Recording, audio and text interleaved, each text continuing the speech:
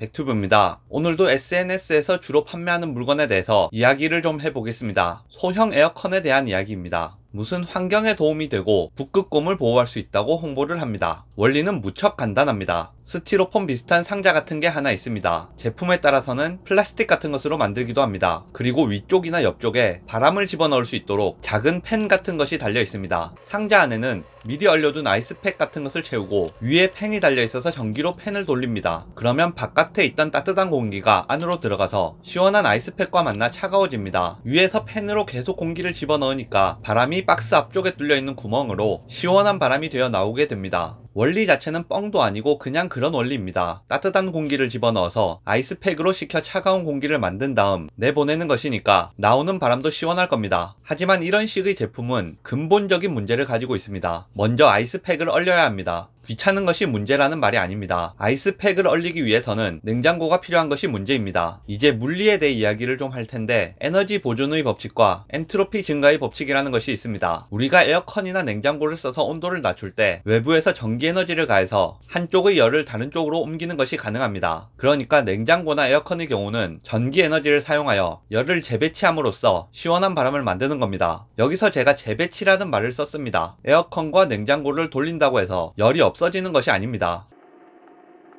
에어컨은 집 안의 열을 흡수해서 집 밖에 있는 실외기로 옮기게 됩니다. 그 결과 집 안은 시원해지고 실외기는 뜨거워지는데 실외기에는 냉각팬이 달려서 외부 온도에 맞게 식혀주게 됩니다.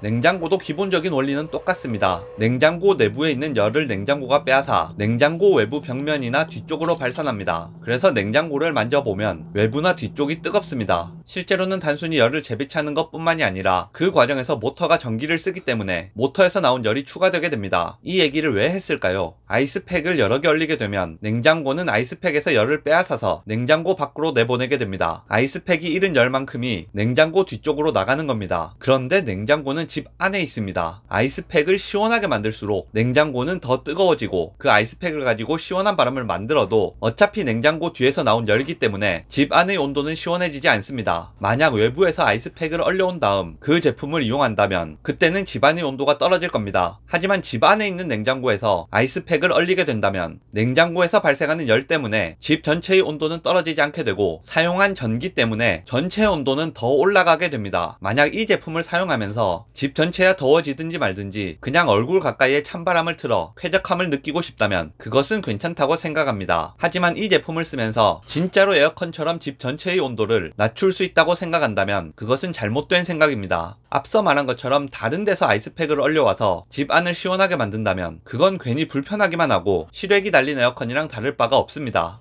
영상 요약하겠습니다. SNS에서 판매하는 아이스팩을 이용한 에어컨은 아이스팩을 얼릴 때 냉장고에서 발생하는 열 때문에 실제로 에어컨으로서의 기능을 할 수 없습니다.